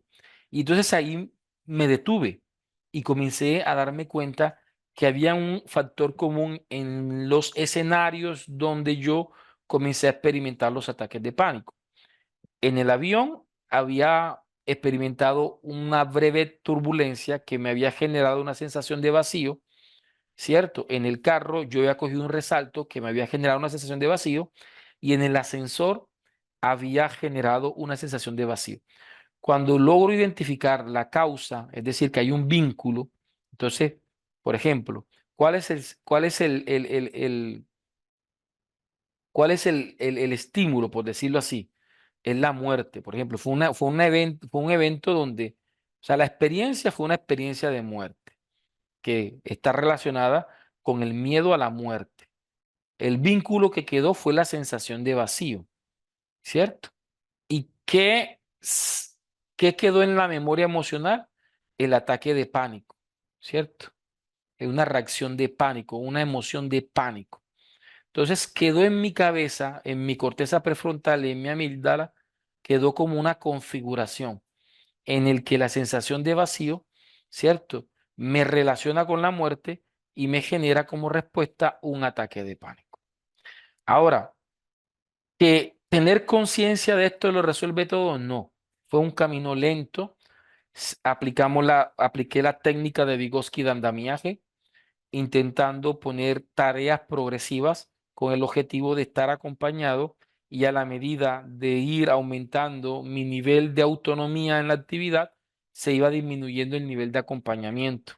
Los primeros vuelos fueron acompañados, advertí a la persona, les enseñaba que la persona lograra mediar sobre mis emociones, pero progresivamente comencé como a soltar un poco. Llegó un momento, después de varias veces de estar viajando acompañado, que ya le decía a la persona, en esta ocasión, si me da algún ataque de pánico, no intervenga, yo voy a intentar aplicar la técnica de la respiración, todo, y así progresivamente. Que el día de hoy no sienta miedo o pánico, no, yo creo que todavía siento miedo. Hay una diferencia, que ya el miedo no me domina porque he aprendido con mucho ejercicio y con mucho tiempo de pronto a controlar esa emoción. Sin embargo, de ahí en adelante, este mismo caso lo he repetido con otro tipo de situaciones. Y esto es lo que permite o lo que permite entender cómo muchas veces estamos de buen humor, pero resulta que la muchacha que iba a salir con su actual pareja, ¿cierto? Y la pareja la va a buscar muy emocionado para salir y de repente hay un cambio completamente incomprensible, desmedido por parte de la persona, se pone a llorar o coge rabia o se molesta o se enoja y pareciera que de pronto y la otra persona pues no sabe, lo asume como tema personal, pero si comenzamos a analizar en la historia de esa persona podemos encontrar, por ejemplo, de que en un pasado que ahora se ha convertido en un pesado presente, ese pasado estuvo acompañado por una experiencia de vida, por ejemplo, de pronto una persona que le fue infiel y esa infidelidad que de pronto fue descubierta estuvo acompañada, por ejemplo, con un estímulo olfativo como el olor de un perfume. Entonces ese día que pasó todo el hecho, la persona X tenía tal perfume y entonces quizás la persona de manera cognitiva no es ni siquiera consciente. Yo se lo decía ayer. Recuerden que los sentidos retienen más información de lo que el cerebro puede procesar de manera consciente. Quiere decir que aunque en el momento ella no estaba pensando ni siquiera en el perfume, puede pasar que como en ese momento hubo como una fotografía, se capturó, se almacenó en la memoria emocional ese evento traumático, pudo haber estado vinculado con el olor del perfume. De tal manera que 15, 10, 20 años después, esta persona que va para una cita se encuentra con que la persona que viene tiene un perfume y mire lo que pasa. Mire lo que pasa. En ningún momento a la persona se le va a venir de manera consciente, le va a venir de manera consciente el hecho de que, ay, ese fue el perfume con que este tipo me fue infiel o esta muchacha me fue infiel. No, a la persona no le va a llegar eso. A la persona simplemente de manera inconsciente va a ver cómo ese vínculo va a generar una activación emocional. Entonces, automáticamente, si en aquella ocasión actuó con agresividad, en esta ocasión puede que actúe con agresividad. Si en aquella ocasión lo que actuó fue de manera pasiva, en términos de que se puso de pronto a llorar, es desconsolada, comenzó a experimentar, también va a intentar sentir eso en la actualidad. Entonces, vemos cómo la memoria emocional de alguna manera representa lo que mucha gente llama como la memoria olfativa, la memoria de tacto, y esto va tanto en lo positivo como en lo negativo. Hay estímulos del ambiente que pueden provocarnos recuerdos de la memoria emocional que son positivos, como activadores sensoriales que pueden generar o reacciones emocionales negativas dependiendo de la experiencia. Ya, entonces aquí tenemos este tipo de cosas, ¿ok? Entonces, veamos. Eh, ¿Me Are you permiten? finished? Entonces voy a activar el chat y ustedes me dicen si este ejemplo y esto que hasta el momento he explicado ha sido entendible para ustedes. Es decir, si yo me he hecho entender más bien, ¿cierto? Y me comentan si vamos conectados, si vamos bien, vamos fuerte. ¿Ok? Me comentan. Perfecto. Entonces nosotros muchas veces podemos ir en la vida eh, con una cantidad de vínculos emocionales que nos cobran factura. Y el problema, que es lo que hace que esto sea difícil, es el nivel de inconsciencia que podemos tener de ese evento. Es el nivel de inconsciencia que podemos tener de ese evento. Es decir, que nosotros no sabemos por qué estamos actuando como estamos actuando, ¿cierto? No actuamos, ¿cierto? Como decía Pablo, lo que hago no lo entiendo, porque muchas veces termino haciendo lo que no quiero hacer, ¿cierto? Y entiendo que hay una ley en mi cuerpo. Y qué interesante cuando nosotros entendemos eso, que muchas veces, por eso léanse ese libro de modo de ser inauténtico. Ese libro es importante, ¿cierto? Es muy importante. Vale, perfecto. La película que mostramos se llama 50 primeras citas. Claro, dice ya, por eso es importante tratar de manera sana. Entonces voy a mostrarle un pequeño video, ¿cierto? Que tiene que ver con eso. Modo de ser inauténtico, ya yo se los pasé por ahí, ¿vale? Como es básico, no pedimos cosas que fueran como tan cosas así, sino que es lo básico para que ellos. Vale, Porque cuando diseñamos por los favor, para que le espacios, prestemos atención a este video, ¿ok? colegios, están dando educación básica para que los profes les enseñen esto, que hay una población. José Martín decía, la enseñanza es ante todo una obra de infinito amor. ¿Y por qué al poner la dimensión amor a la educación, hace que esta dimensión se vuelva inalcanzable para muchos maestros y maestras? Porque es que lastimosamente nadie puede dar algo de lo que no tiene. La única manera de enseñar a amar es amando. Y yo no puedo amar si yo no me amo a mí mismo. Entonces lo que estamos viendo muchas veces en el aula de clases son personas heridas intentando formar a personas. Y eso inevitablemente lleva a que muchos maestros hagan más daño a través de lo que dicen y cómo lo dicen a esos sujetos que tienen sentados y que esperan ser formados por esa persona. No podemos subestimar la labor del docente. Nosotros mismos no sanamos nuestro corazón como maestros.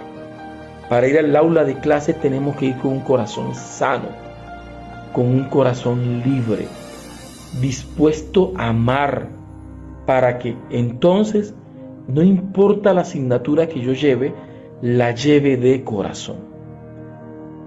Lo que hacemos como maestros cuando desconocemos esta realidad es hacerle daño a las personas y por ende a la sociedad. Así que Ok, entonces, bien, tal cual como decía, como le decía la compañera, y es el tema de ir como docentes sanos, o sea, ir al lado y hacer intervenciones desde un corazón sano. Dice Dolores, cierto, tuve una paciente que le daban convulsiones todas las personas que se llamaban como el amante de su esposo. Entonces, son vínculos, se generan vínculos emocionales y esto nos permite precisamente reflexionar sobre eso. ¿Vale? Perfecto. Jenny aquí me dice que me podrías ayudar, por favor. Me comentas en qué, si es algo ya de carácter personal, sí te sugiero mejor que me escribas por WhatsApp para que pronto no necesites eh, de pronto conversar si no es necesario de este medio. Vale. Entonces, quiero que hagamos un ejercicio de generalización, ¿verdad? Sí, porque todavía hay personas que de pronto al desconocer el cerebro siguen de pronto aplaudiendo cierto tipo de, de actitudes. Ven, vamos a ir respondiendo unas preguntas. Nombre de la película, 50 primeras citas. Eso está en Netflix. 50 primeras citas es bastante popular. También la puede encontrar como si fuera la primera vez. o como si fuera la primera vez. Libro, modo de ser un auténtico, ¿cierto? Que también lo mencioné. Perfecto. Te vamos a ver, mire. ¿Qué sucede cuando nosotros muchas veces, para que veamos cómo responde el cerebro emocional? Imaginémonos que este ratón, imaginémonos que este ratón es la matemática, ¿cierto? Es la matemáticas. Resulta, resulta que la matemática para un niño no es ni buena ni mala, ni aburrida, ni complicada, ni fácil, ni difícil. Es simplemente matemática, es un estímulo neutro. En este momento no representa nada para el niño, ¿cierto? Entonces es un estímulo neutro en la matemática. Pero resulta que nuestra metodología inadecuada, ¿cierto? Como la que muchos de nosotros experimentamos, por ejemplo, la chancleta, el cinturón, entonces viene papá y pone la chancleta o pone el cinturón. Obviamente, el que me peguen sí va a generar una respuesta en mí. Obviamente voy a llorar, voy a maldecir, voy a coger mucha rabia, obviamente me va a herir, y pues bien, y más cuando a veces estoy asociando no solamente el dolor del castigo, sino la injusticia, porque quizás no es que yo no quiera aprender, es que quizás se me dificulta aprender, ¿cierto? Entonces, y por eso yo le digo a los papás, ojo, es que es un malcriado, mira cómo se tira. Mira, yo he visto papás llorando, llorando, porque desde el tradicionalismo cogían a esos niños de 2 años y les pegaban y les pegaban y les pegaban, y que a los 5 años, a los 4 años se detectaron que eran autistas. Ustedes saben ni el peso de culpa que recae sobre un papá ¿por qué? Porque se revela que es que no era que el niño quisiera hacer eso, es que ni siquiera aunque no tenga autismo. Es decir, si usted con 40 años, con 50 años, con 20 años, con 30 años no sabe controlar sus emociones, ¿qué se espera de un niño de 2 años? ¿Cierto? Entonces, y hoy vamos a ver en cierta medida eso si el tiempo nos da. Entonces, ¿qué pasa? Que sucede que nosotros, si a mí me pegan, yo lloro. La matemática no me causa nada. ¿Qué pasa? Que cada vez que yo iba a estudiar matemática, ¿cierto? Venían y me ponían la chancleta o me terminaban pegando. Tarde o temprano, la matemática iba a generar en mí una reacción negativa. Entonces, ¿cuál es el problema? Concepto de generalización. En ningún momento el adulto que ya tiene 20 años o el joven que tiene 15 años, el joven no va a decir, ¿sabes qué? Yo odiaba cómo mi papá me enseñaba las matemáticas. No, el chico ni siquiera se va a acordar del estímulo incondicionante, se va a acordar del estímulo condicionante, ¿cierto? En ningún momento decir que yo sí odiaba cómo el profesor Pepito Pérez me daba clase a mí. No, el chico va a ir al concepto de generalización. El chico va a ir directamente a decir, odio las matemáticas, ¿cierto? Y muchas veces, ¿por qué odio las matemáticas? Porque hubo una vinculación emocional. Cada vez las matemáticas me recuerdan ese sentimiento de dolor. Ah, pero es que yo no siento. Es decir, en nuestra cabeza no va a pasar yo odio las matemáticas porque mi papá me pegaba y eso no. Simplemente que el activador va a evocar la emoción sin el contexto. Entonces uno no sabe por qué me causa tanta molestia, ¿cierto? Mira, hay una persona que, que aunque tiene el pase de conducir, no puede conducir, porque cada vez que se sienta en el timón, entra con ataque de pánico. ¿Y por qué entra con ataque de pánico? Porque le enseñó a manejar su papá, y el papá era una persona muy agresiva. Entonces el papá era que tú sí eres idiota, no entiendes, no comprendes. Entonces, ya hoy día es una adulta y aunque tiene el pase no puede manejar, porque cada vez que se monta, ¿cierto? Le entra en ataque de pánico. Ella no escucha al papá gritándole nada, es la sensación, es decir, el activador de la emoción. Entonces las emociones son muy cuidadosas porque ellas operan en el plano de la inconsciencia, ¿cierto? Entonces eso genera que pues sean los activadores los que generan. Yanita, sí, déjame, yo hago los ajustes así porque hay cosas que Y son muy puede importantes, suceder, pero que por ser muy largo. puede suceder que nos pase como el elefante, ¿cierto? Si ustedes analizan el elefante que es un animal grande y pesado, muchas veces está inmovilizado simplemente por una pequeña cadena. Pero no es tanto la cadena la que inmoviliza al elefante. La verdadera cadena del elefante está en su memoria emocional.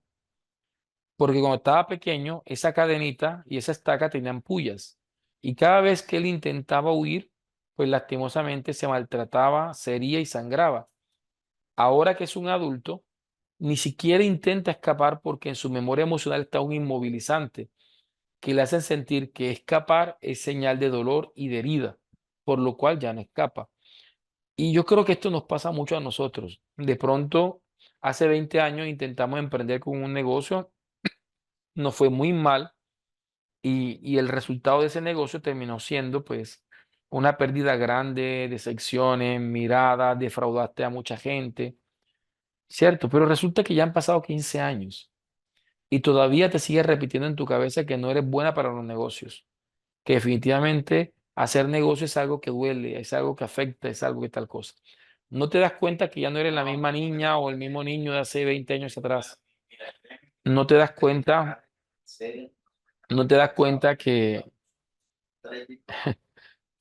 no te das cuenta que precisamente has cambiado, pero te sigues inmovilizando. Ya no eres la misma joven, el mismo joven. Es que no dices Juan me hizo daño. Dice, todos los hombres son malos. No dices, María me mintió. Dice, todas las mujeres son mentirosas. Y eso te inmoviliza y te afecta de manera significativa en todo lo que tú haces. Entonces tienes que tener mucho, pero mucho, pero mucho cuidado, ¿cierto? Porque hay que sanar la mente. Eh, aprovechando, no sé si está conectado el compañero que dice ser pues, que mencionó, que compartió que es ministro de una iglesia cristiana. Voy a aprovechar para decir algo, ¿cierto? Que tiene que ver con respecto a la fe. Y es que, y, y se lo he dicho, se lo voy a mostrar a través de un video. Se lo voy a mostrar a través de un video que de pronto les puede servir a ustedes o les puede gustar. Y de paso les digo el principio que tiene que ver con la crianza, ¿vale? Y lo que les quería decir es que muchas veces ignoramos. Veamos este video. Y muchas veces como padres queremos obligar a nuestros hijos a que sean cristianos. Y resulta que hay cosas en la vida que no se obligan, sino que se enseñan, se revelan, se muestran. A un hijo no se le obliga a ser cristiano, se le enseña a amar a Dios. ¿Cómo? Revelando el amor de Dios en la paternidad. Nos fascina coger el camino fácil, nos fascina coger el camino de la imposición, porque el camino de la imposición está permeado literalmente del miedo como único recurso para la modificación de la conducta. ¿Cuál es el problema? Que liberado el sujeto, lo primero que va a hacer es huir de eso a lo que la imposición le llevó por obligación. Cuando enseñamos a amar desde el amor como práctica universal de la formación y de la educación, sucede lo que está escrito. Instruye al niño desde pequeño que cuando sea grande no se apartará. En ningún momento nos dijeron que obligáramos. Revelemos el amor, siendo amorosos, revelemos el perdón, perdonando, revelemos la obediencia, obedeciendo. Y muchas veces Este mensaje lo pongo porque resulta que la memoria emocional es bastante complicada. Y por ejemplo, en el caso de la fe, hay personas que terminan proyectando su relación con sus padres como con su relación, en este caso, con Dios. Y pues si en casa, lastimosamente, vivió de una práctica en la que todo era castigo, en la que le pegaban por todo, pues y yo conozco a tanta gente que no puede tener una buena comunión o una buena relación en su vida espiritual con su fe, precisamente porque le acompaña esa memoria emocional. Sienten que ante cualquier mínimo falla que hacen, sienten que literalmente Dios va a castigarlo, les va a quitar lo que les ha dado por su misericordia y eso pues comienza a deteriorar la vida espiritual de las personas. Quiere decir que esto de la salud mental está en todas partes y la iglesia no es la excepción. Ya, esto lo menciono porque sé que aquí hay personas que han manifestado por el chat que están aquí con la intención de ir con este conocimiento a poder hacer un mejor trabajo desde congregaciones cristianas. Y quiero terminar este tema citando la historia que siempre hemos leído desde pequeños del hijo pródigo, ¿cierto? Donde se nos han enseñado que un hijo, ¿cierto? Pidió la herencia de su padre, se fue y malgastó toda la plata, la malgastó por completo. Y regresa y el padre lo perdona. Y la reflexión que nos queda es que hubo un hijo que se perdió y regresó a casa. Pero el hijo pródigo no es solamente el hijo que se fue, porque él no solamente fue el que se perdió, también el hijo que se quedó también se perdió, ¿cierto? Porque si ustedes leen bien esa historia, ¿sí? Cuando el hijo se molesta, mira que tiene una emoción, se molesta cuando él llega y ve que le están haciendo una fiesta a su hermano, se molesta y le dice, ¿cómo haces una fiesta tan grande para este que se fue y derrochó? Y yo, y yo que he estado toda la vida aquí, nunca me has dado ni siquiera una gallinita para hacer con mis amigos. A- Allí estaba manifestando que también este estaba perdido. Uno se perdió fuera de casa y el otro se perdió dentro de casa, porque dentro de casa no pudo experimentar una relación sana con su papá, ¿cierto? Sino que por el contrario, estaba envuelto en unas emociones negativas que lo alejaban del amor del Padre, ¿cierto? Así que muchas veces la gente no solamente se pierde fuera de la iglesia, como el hijo pródigo, también hay gente que se pierde dentro de la iglesia, como el hijo que se quedó, que deja de experimentar el amor del Padre porque tiene barreras que le impiden aceptar ese amor. Entonces, aquí es donde nosotros tenemos que buscar la sanidad emocional en todo momento y en toda circunstancia. ¿Y cómo logramos las otras dos competencias? ¿Cómo logro identificar las emociones de los otros y gestionar las emociones de los otros? Es cuando yo logro generar estímulos positivos para generar una respuesta positiva, ¿cierto? Yo les voy a contar una experiencia que me pasó hoy en particular. Estaba en la escuela y no me sentía bien físicamente. De hecho, literalmente vomité hoy en la escuela, en el colegio, y queriendo informar mi estado, pues recibí una respuesta bastante inadecuada por parte de quienes de pronto ejercen como directivos. Y pues bien, mi respuesta en esa ocasión fue simplemente por el momento cumplir y acatar con el procedimiento establecido para tal fin y literalmente salí de la institución, me fui para la urgencia y que me atendieran como estaba establecido. Pero cuando muchas veces nosotros dejamos la humanización del acto educativo, como muchas veces se ve por parte de directivos y de docentes, donde no humanizamos el acto educativo, lo que terminamos es sofocando las emociones de los otros, ¿cierto? Sofocando las emociones de los otros. ¿Ya? Entonces, ¿qué tenemos que buscar nosotros? Buscar una respuesta amable, ¿cierto? Para intentar interactuar con las emociones negativas de los otros. Entonces, la respuesta amable calma la ira, la respuesta grosera aumenta el enojo, ¿cierto? Y ser inteligente no es sofocar nuestras emociones. Y cuando a mí alguien me pregunta, ¿por qué no le pegas a tu hija? ¿O por qué no le pegas a tus hijos? Pues me es muy difícil pegar a mis hijos cuando tengo el conocimiento que tengo con respecto al cerebro. ¿Y por qué? Porque resulta, porque resulta Si me dicen el mensaje, que, que si yo hago el filtro de Aristóteles, este es el filtro de Aristóteles, Aristóteles dijo una vez, cualquiera puede ponerse rabioso. O sea, estar enojado es normal, eso no es malo. Pero mire lo que dice, cualquiera puede ponerse furioso, eso es fácil. Sentir la emoción es fácil, pero estar furioso con la persona correcta. En mi tesis doctoral demostré cómo muchas veces el maltrato físico en el hogar, en esa comuna con la que trabajé, respondía más a un evento de catarsis de las frustraciones de las madres con los niños. terminaban los papás Básicamente, William, mira, canalizando todas sus frustraciones hacia los niños a través del maltrato físico psicológico. ¿Ya? Entonces, estar furioso con la persona correcta, ¿cierto? Estar furioso con la persona correcta. Muchas veces mi rabia no es con mi esposa, sino con mi jefe, pero mi esposa termina pagando el plato roto. Muchas veces el problema no son mis estudiantes, sino es que estoy sofocado o tengo conflicto en la institución, entonces mis estudiantes pagan los platos rotos. Ahora, perfecto. Ya, sí, es con ellos. Perfecto. Estoy enojado con mis hijos por algo que hicieron. Ok, ya identificaste que con ellos, perfecto. Continúa el filtro. La intensidad correcta. Ubica cuál es la intensidad de Ah, 12, 14, que 20.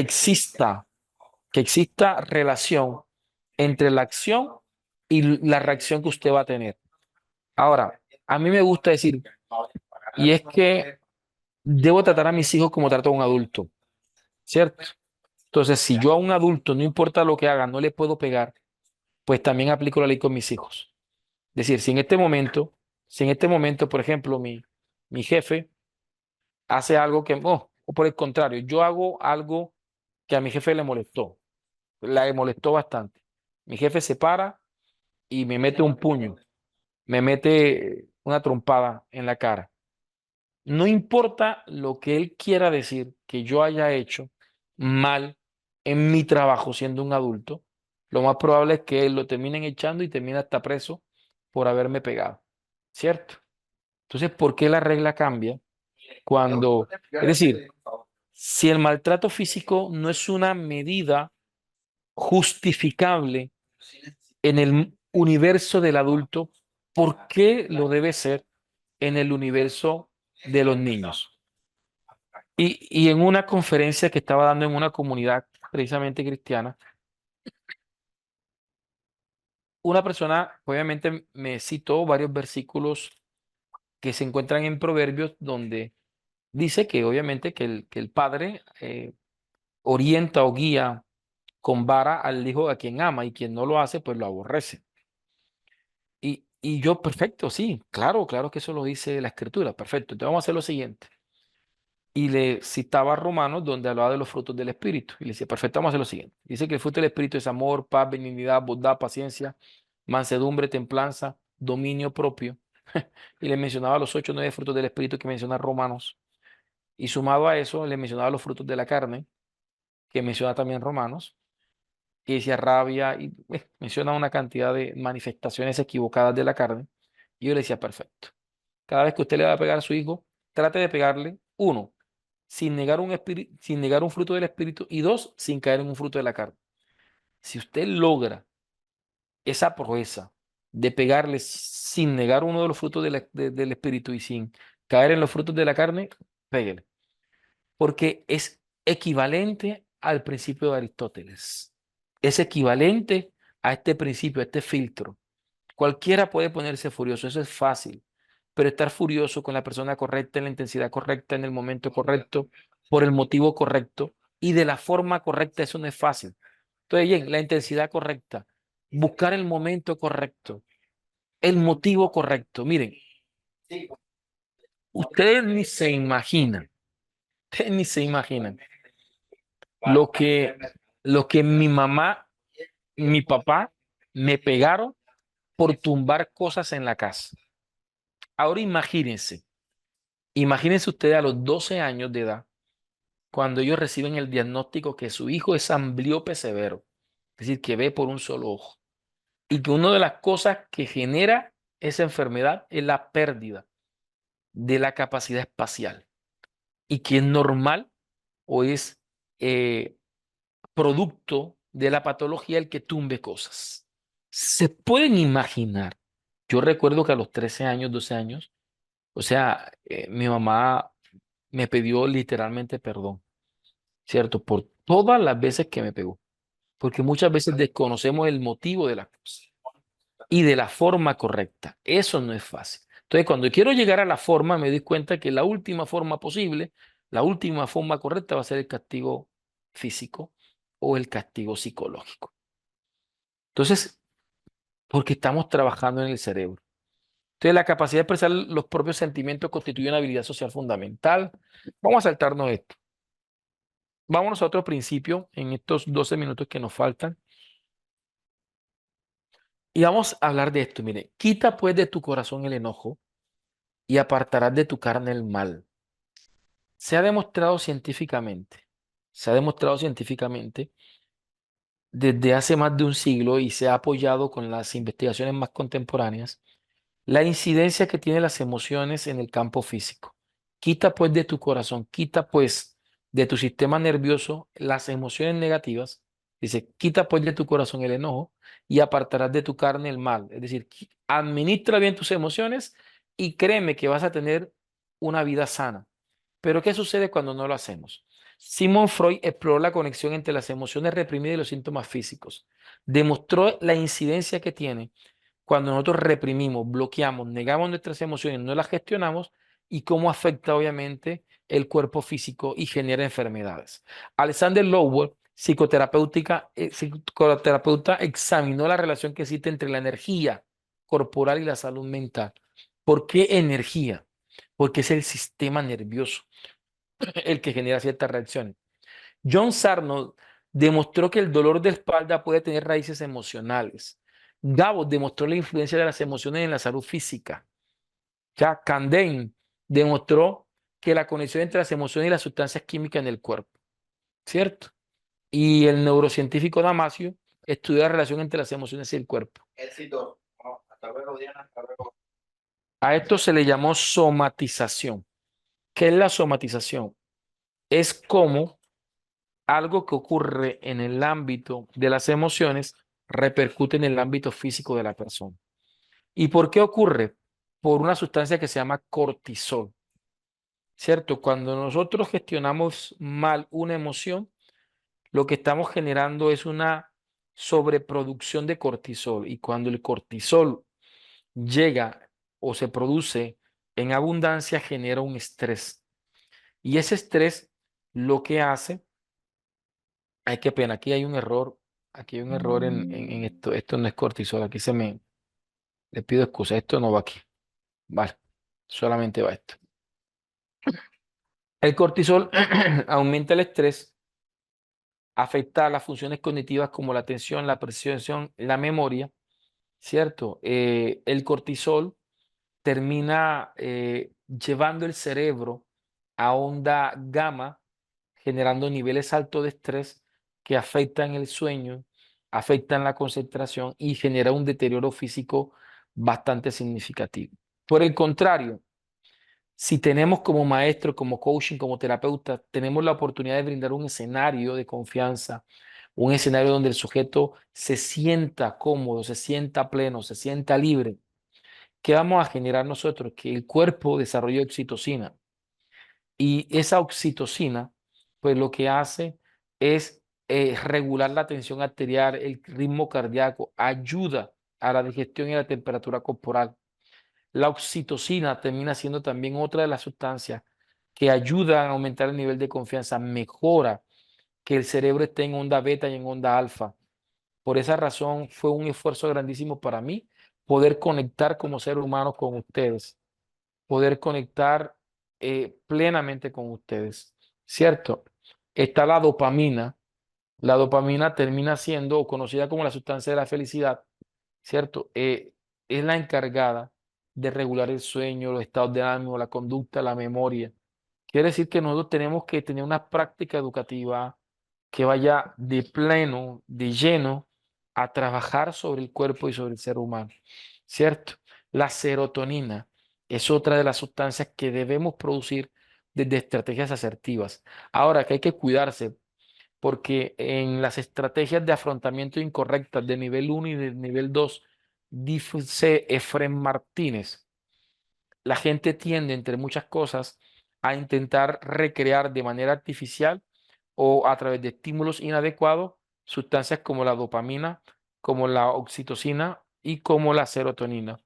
Por ejemplo, y quizás puedan recurrir, por ejemplo, a la droga, al alcohol, para escapar de las situaciones que le constituyen como completamente adversas para poder afrontarlo. Pero eso lo que hace lastimosamente es meterlos en un bucle que les termina haciendo daño.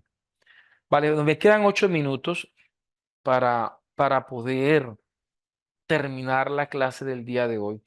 Y aunque quedaron cosas por mencionar, como identificar los tipos de emociones y cómo funcionan, quiero cerrar simplemente hablándoles de los bucles emocionales, ¿cierto? Y quiero hacerlo, eh, voy a activar el chat para hacer una pregunta simplemente porque se me olvida. Eh, yo a ustedes le compartí, eh, yo a ustedes le compartí la parábola de la serpiente y la sierra. Me comentan si la compartí. De pronto se me cruza con otro diplomado. No, vale, perfecto. Entonces vamos a cerrar con esa reflexión y pues bien, y ahí tenemos un par de minuticos para despedirnos y pues motivarlo a que en una futura ocasión nos podamos encontrar, ¿vale? Permítanme y me prestan sus últimos 5 minutos de atención. Miren, mis estimados, esta es una historia que tiene una enseñanza muy bonita y que espero que ustedes la atesoren siempre. En una ocasión había un leñador, ¿cierto? Que en su casa subió a un viejo cobertizo que tenía para buscar una herramienta. Resulta que al entrar al cobertizo se encuentra con que, se encuentra con una escena bastante impactante. Abre la puerta de esa azotea o de ese cobertizo, no sé cómo le llaman en sus países, y al entrar a ese cuarto viejo de herramientas, encuentra a una serpiente boa que yacía muerta, ya estaba muerta, que yacía muerta, enrollada en una vieja sierra para cortar árbol, enrollada en una sierra de esas que se utilizan para cortar árbol entre dos personas. Y en ese momento, el leñador comenzó a imaginarse qué pudo haber pasado en esa habitación. Y no fue difícil pensar en lo que pudo haber sucedido. Eh, lo más probable es que la serpiente, cuando entró a la habitación, quizás su cuerpo, como si fuese un incidente, rozó con esas oxidadas púas de esa vieja sierra para cortar árboles. Pero resulta que la serpiente, por instinto, todo lo asume como un ataque. Así que ese roce o ese malestar, lo que provocó en la serpiente fue una reacción de ataque. Y la serpiente terminó haciendo lo que sabe hacer, ¿cierto? Atacar.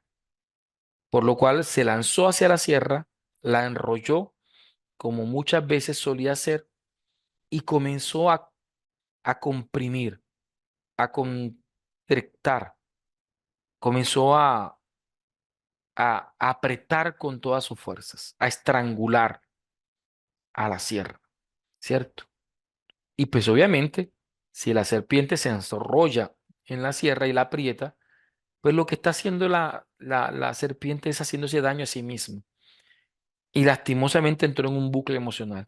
Entre más apretaba, más obviamente los dientes de la sierra terminaban haciéndole más daño.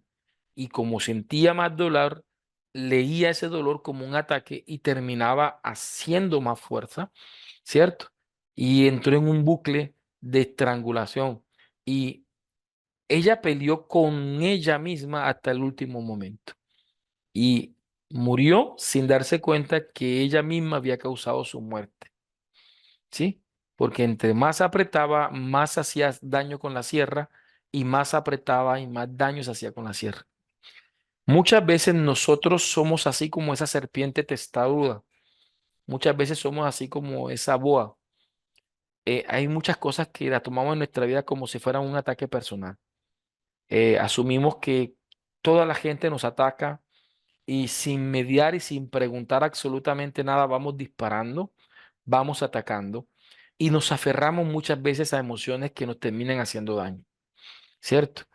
A mí me tocó trabajar con adolescentes que han sido víctimas de abuso sexual y yo, obviamente, intentando ser muy delicado, le intento enseñarles que ellas no son culpables del abuso. Ellas no son responsables de haber tenido esa experiencia tan negativa. Ellas no se merecían eso, ¿cierto? Entonces ellas no son ni culpables ni responsables por ese acto miserable de la violación. Pero sí les digo a ellas, ustedes no son responsables de lo que sucedió, pero sí son responsables de su sanidad, porque definitivamente se merecen sanar, ¿cierto? Así que perdonar al abusador no es un favor que le hagan al abusador, termina siendo una muestra de amor propio. Ahora, cuando me refiero a perdonar, no es revictimizar a la persona, no es que la persona tiene que ir donde su abusador a pedirle perdón, no, no, no, para nada. Es simplemente soltar dentro de sí misma la sierra, ¿cierto? Es soltar dentro de sí mismo esa emoción de odio, de resentimiento, de rencor, de amargura, ¿cierto? Es soltar la sierra. O sea, la pregunta hoy que les quiero hacer a ustedes antes de terminar este diplomado es cuál es la sierra que ustedes están apretando, ¿cierto? El abandono de papá, el abandono de mamá, el maltrato, la infidelidad de alguien, ¿cierto? Es decir, pero la conmiseración es algo que hace más daño que bien. Cuando nosotros comenzamos a revictimizarnos a nosotros mismos y nos vemos como la víctima de una película, ¿cierto? Donde todo el mundo está en contra de nosotros, jamás vamos a tomar acciones sobre cosas que nos puedan ser sanas y terminamos lastimosamente dando bucles, ¿cierto? Terminamos dando bucles. Terminamos de pronto en 5 o 6 trabajos. Hoy mismo, permítame que ponga el ejemplo, hoy vi una noticia. Hoy es noticia deportiva que James, uno de nuestros futbolistas colombianos, James Rodríguez, abandona un equipo brasilero, ¿cierto? Y, y pues bien, ya este es el séptimo equipo, yo creo que por las mismas situaciones. Entonces, lastimosamente, James, desde la distancia podemos decir que está en un bucle donde se aferra a una emoción, a una actitud, y lastimosamente, hasta que no termine, en este caso, acabando quizás con con su carrera profesional, pues no sé hasta dónde él podrá reaccionar para soltar la sierra antes que la sierra lo acabe a él. Tenemos que aprender a liberar la sierra. Una vez, un día, Jesús se encontró con una mujer samaritana y le preguntó, ¿cierto? ¿Dónde está tu marido? Y la mujer dijo, yo no tengo marido, ¿cierto? Y Jesús le dijo, 5 maridos has tenido, el que ahora tienes no es tu marido. Entonces, bucles, bucles, bucles. Cambiamos de trabajo constantemente, cambiamos de relación constantemente, ¿verdad? Conozco personas que llevan como 20 emprendimientos. Pues bien, es de aprendizaje. Y yo soy de los que digo que el fracaso puede sepultar a un emprendedor o puede ser la escalera del éxito de un emprendedor. Pero la pregunta es, ¿qué han aprendido en cada error? ¿Han soltado la sierra? Es decir, ¿han logrado vencer como el náufrago esa ola que los devuelve otra vez a la playa y no le permite entrar a mar abierto? Tenemos que comenzar a dejar las predisposiciones y hacer un acto de amor propio grandísimo que vendría siendo el soltar la sierra, ¿cierto? Porque muchas veces nos aferramos a las cosas negativas pensando que con eso le estamos haciendo daño a las personas que nos hicieron daño, pero no. Las únicas personas que estamos haciendo daño es a nosotros mismos. Entonces, mis estimados, para mí ha sido un placer grandísimo, ha sido un honor, pero no saben ni cuánto el poder haberlos acompañado hasta el día de hoy, el poder estar con ustedes, ¿cierto? Voy a activar el chat para poderme despedir. Definitivamente, eh, cuéntenme cómo sintieron esta última sesión y pues esperemos que vengan más escenarios como este. Sigo siendo parte de los docentes de SIL. Y pues bien, esperemos que en otra ocasión, si ustedes siguen en este ecosistema formativo de SIL, podamos encontrarnos más adelante, ¿vale? Bien, aquí me están pidiendo el número de WhatsApp. Yo aquí se los voy a compartir en este momento, ¿cierto? Y pues bien, ya ustedes ahí se comunican y allí pues me preguntan por lo que de pronto les interesa en términos de ya sea asesoría, ya sea el material educativo eh, especializado que tengo, ya sea de pronto algún acompañamiento o asesoría, pues bien, o un consejo, ahí está mi número, ¿vale? Ok,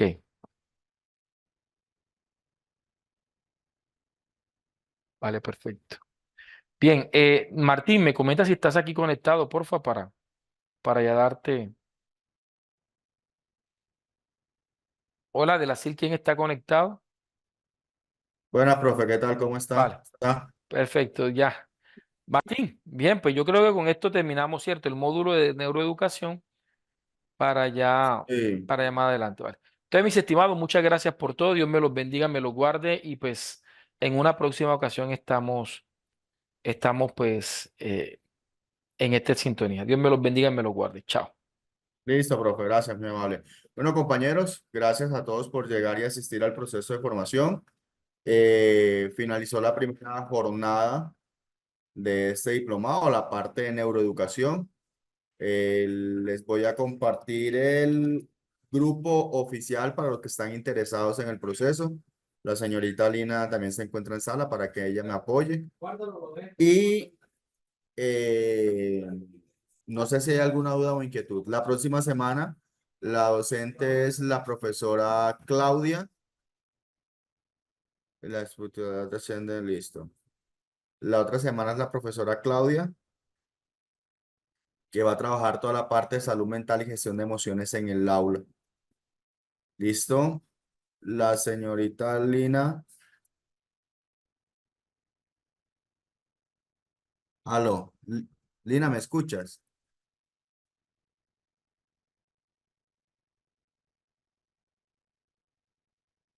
Recuerden que este es un diplomado que ve la parte de neuroeducación y la parte de salud mental y gestión de emociones en el aula. Entonces, allí les voy a compartir toda la información para que avancemos en el proceso. Los que estén interesados, recuerden que el aporte por la SIL es de solo $20 y los que quieran tener doble certificación con universidad, el aporte es de $50.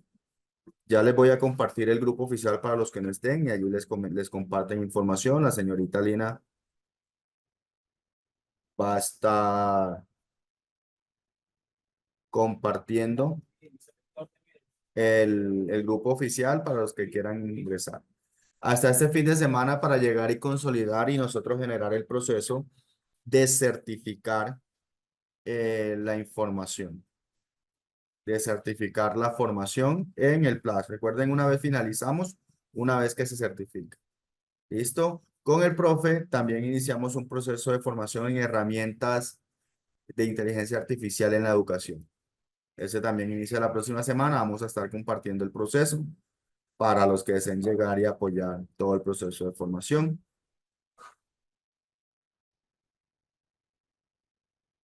¿Alguna duda?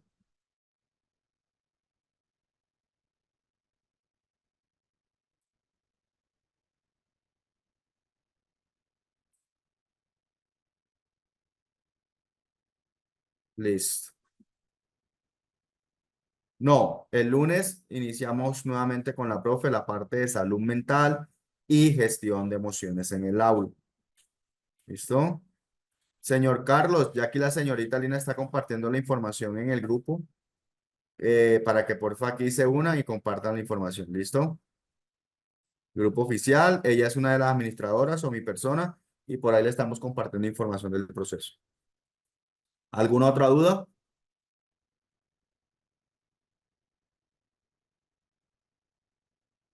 Recuerden que pueden obtener doble certificación, una por la universidad y otra por la SIL. Los horarios van a ser los mismos a la 1 de la tarde. Hora Colombia, van a estar trabajando con el profe. Perdón, con la profe. No, listo, no siendo más, muchas gracias. Voy a dejar abierta la sala unos 5 minutos para que sigan compartiendo el grupo oficial y los interesados puedan agregarse. Feliz tarde, hasta luego, nos vemos el lunes. Ya por interno la señorita Lina va a comenzar a compartirle la información a los que estén interesados.